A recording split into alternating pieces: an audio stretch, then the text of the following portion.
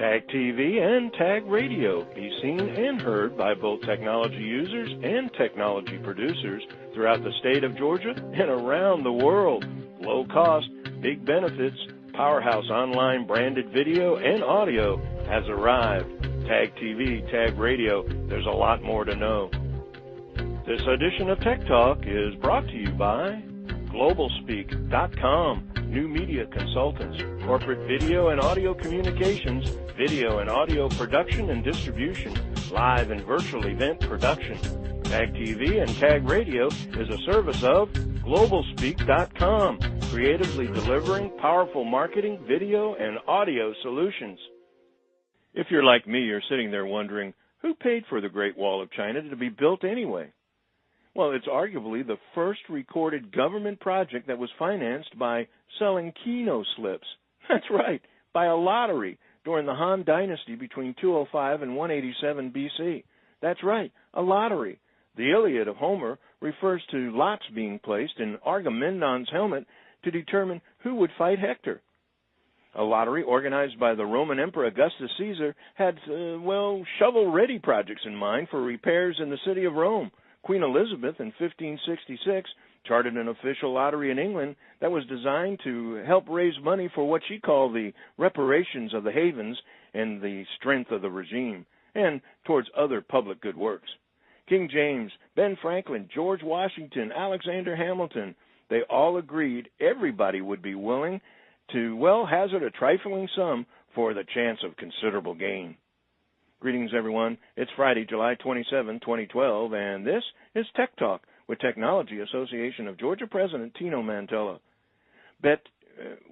Not bet, but did you know that what state is the headquarters of the world's leading provider of innovative lottery business solutions? Well, if you said Georgia, you'd be right. That's right. Georgia is home to Scientific Games, the only full-line supplier delivering a comprehensive range of products and technologies for lottery customers around the world. From the development of the algorithm solution that allowed for the production of the world's first secure instant lottery game to the implementation of the first computer-controlled inkjet image for printing variable data, rendering obsolete sheet-fed printing of lottery tickets. Later came the pioneering concept of keeping games on sale at all times, labeling games with self-adhesive applied in creative ways, the introduction of the industry's first integrated software for accounting, distribution, inventory control, marketing, and validation. They introduced the first online multi-state lottery in the U.S. In fact, they brought instant tickets for China sports to Beijing. It's about some 40 years of innovative disruption that helped to build an industry. In fact, it actually built the industry. Acquisitions, mergers, plant expansions across North America. Lottery, it may be in most states, but wherever it is, Scientific is there. In 2011, it launched a content service powerhouse to deliver gaming solutions for the Internet, mobile, and for all things digital. Okay, sure you've heard that Georgia leads in, say, health IT, fintech, in logistics, information security, communication services. But now you know we're the world's most important technology and business solution innovator in the global lottery industry. Here to share some insights into one of our state's super technology innovators that, simply most of us are unaware, meet James Kennedy, Chief Marketing Officer for Scientific Atlanta. Jim is responsible for defining and developing market-driven growth strategies for the company. He's worked with customers all around the world, and he has served as the company's Senior Vice President of Sales of Global Marketing. He was responsible for sales, customer service, and creation for all of the Scientific Games North American lottery business. At the time, the company experienced the most significant growth in the industry of global instant products and related businesses. Final closing. It's obvious this is not your father's Oldsmobile or even Agamemnon's helmet full of lots. It is a whole new game as we meet yet another industry where Georgia leads, global lottery industry leader, Scientific Games, Chief Marketing Officer, James Kennedy. Jim, thanks for joining me on Tech Talk today. My pleasure. So Scientific Games is such a important company in the area. I just wonder how many people know that you're a global leader and at the forefront of the lottery and gaming industry. And it's great to have you here, and it's great to have you as a premier member. How did you happen to locate in Georgia, given your industry? Well, I'd say we've been here for about 20 years, and actually we started this business in the instant scratch-off ticket printing business, and it was before the Georgia Lottery was actually even producing tickets. And we just happened to wind up in this part of the world because some of the founders of the company were located in Georgia, and we had some of our initial technology programming assets here. And just one thing led to another, and we have become a global center of technology right here in Alpharetta, Georgia. And how many employees do you have here in Georgia? I know it's a pretty big number now. Yeah, we're actually at about 1,500 here. Wow. in our Alpharetta facility. About 350 of those people are technologists too. That's great. It's great to have that presence here in Georgia. So, for our listeners, Scientific Games is that therefore the company behind games and technology lotteries like the Georgia Lottery. What's your, I guess if we look at market share, at least that's one of the things I'm interested in terms of thinking about the U.S., how much of this activity in terms of lotteries and scratch-off games, the Scientific Games, how much of the share do they own? Sure. Well, there are 44 lotteries operating in the United States, and we actually do business in all 44. Wow. In one incarnation or another. We're in several different types of technology business, actually, in lottery space. We're in when you scratch off that silly little lottery ticket, you're part of a $35 billion domestic business, just the scratch-off ticket alone. Then when you buy a lotto ticket or a Powerball ticket or a Mega Millions ticket, that's another approximately $23 billion business in the U.S. And so we operate a number of those facilities throughout the states. And then we're also in the license and internet promotional side of the business. And so when you buy a Harley-Davidson ticket or a Monopoly ticket, or you go onto the internet in any one of those 44 jurisdictions and put in your ticket codes for a second chance drawing, that's a large part of those operations are Scientific Games. So we've got sort of the printing technology covered, the security technology around large enterprise systems, and then of course the internet side of things, which is, as you know, much more consumer facing. And how fast is the technology changing in your industry? You mentioned the number of technologists you had, over 300.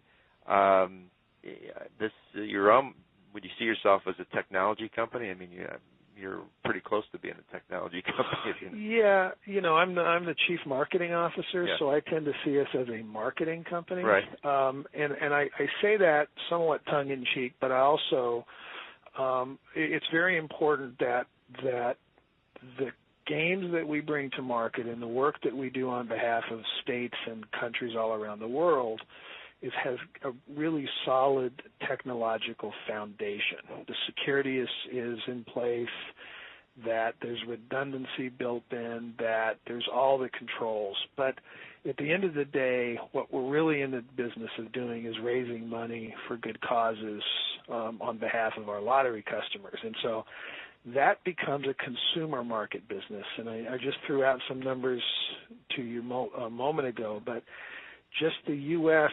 lottery business alone does just about $60 billion. The global lottery industry does about $270 billion. And wow. Just to put that in context, the record business, just iTunes, CDs, music business, is probably about a $10 billion industry in the United States.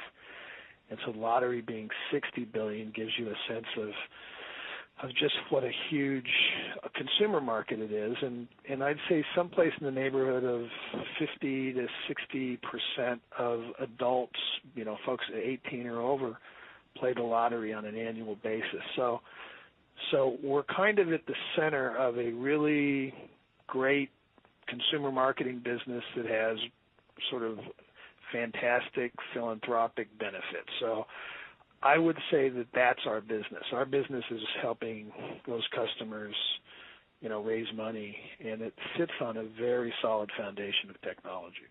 And I was just reading something in the paper recently that said that in Georgia they broke all kinds of records in terms of their lottery. So I'm going to extrapolate and think that in most of the U.S. The lotteries are still growing. Is that right? And around the world, I guess. Yeah, they are. In fact, Georgia has the second highest performing scratch game per capita in the United States. They have a really fabulous lottery. They the cause, of course, is Hope Scholarship, which is I think there's virtually nobody in the state of Georgia whose lives aren't touched somehow by Hope Scholarship, and to some degree a large percentage by the pre-K programs. And so I would say enlightened management. The woman that manages the Georgia Lottery, Margaret DeFrancisco, comes from the New York Lottery.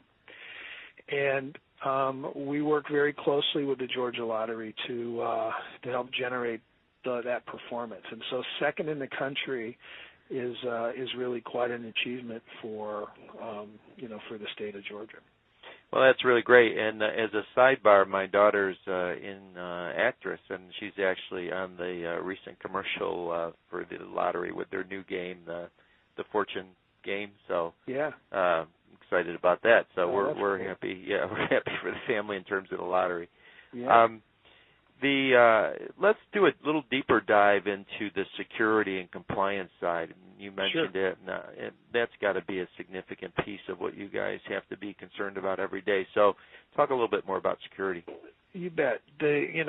Fundamentally, the lottery is built on sort of a two-pronged mission. It's you have to protect the integrity of the games, and you have to maximize the proceeds, from the selling of the games. And so the issue of security is all important, and it really is fundamental. Everybody who plays the lottery needs to have the absolute assurance that they have a fair chance to win. I heard somebody say years ago that the only difference between lotto and life is that in lotto everybody has the same chance to win. It's really true. And so the controls that we have to put in place from that scratch-off ticket, which seems like such a simple device, actually has tremendous amount of controls in place on bringing that data from a computer terminal onto that piece of paper. The lotto systems, the protections that are in place to make sure that they're audited, third-party audits, that the redundancy that's built into the systems are protected with level after level of security. So, there's the data processing security. There's the physical security in the plant. You can't move around here without being on camera. There's the security of the employees. There's background checks and fingerprints, and so ironically, this is a business that some people look at somewhat askance, but the truth is that the level of security and scrutiny that the employees go through and that our work product goes through is really unprecedented. You had mentioned the plant and the manufacturing side. So is that part of Scientific Games, the actual production of like the scratch-off tickets, or is that done by somebody else? No, we actually produce the actual tickets. We have a huge factory here, just off of Exit 12 on Georgia 400. We operate 4 world-class printing presses that a normal printing press might have 4 to 6 stations. Our printing presses have 20 stations. We produce out of this plant alone someplace in the neighborhood of 23 billion tickets a year. Wow. And then we have a facility in Montreal. We have a facility in the Midlands in the UK. We have a facility down in Santiago, Chile. We have 2 presses in China. And so we have presses all over the world, but this one here in Georgia is by far the biggest.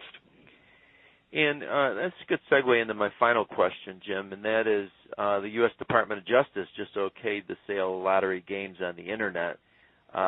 So that is, how much is that going to change your business moving forward? I tell you what, there's every 10 years or so you see some real significant step function change in our business, and I think we're absolutely in that place right now. All of the regulation, I think, is sorting itself out. What does that DOJ opinion actually mean? But what we're seeing since that decision was made in the latter part of December 2011, we're seeing several lottery jurisdictions actually looking at being able to play, Mega Millions or Powerball on the Internet.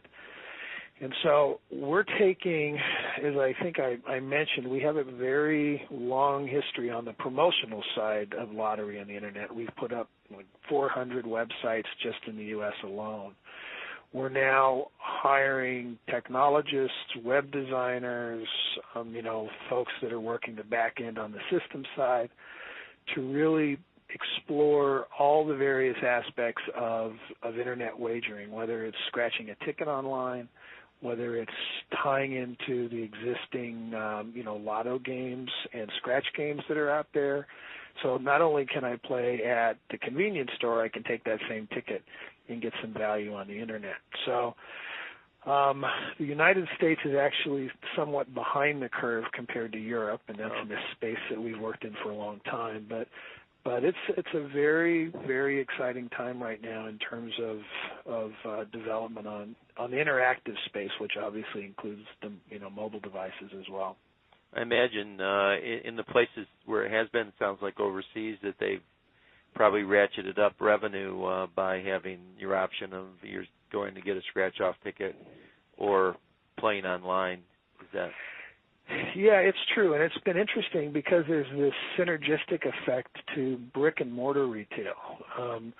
Folks that can play online also play on brick-and-mortar Internet or brick-and-mortar lottery, so there seems to be sort of this brand extension synergy between those two spaces. So they're not really mutually exclusive. They work very, very closely together in Europe, and we see that same effect here in the U.S., or that we're planning on that same effect here in the U.S. Well, Jim, thank you for joining me on Tech Talk, and thanks for being a Premier Member TAG, and looking forward to watching this new development in terms of Internet play as over the course of the next couple of years. So thanks again for joining me. You bet. My pleasure, and I appreciate the opportunity to chat.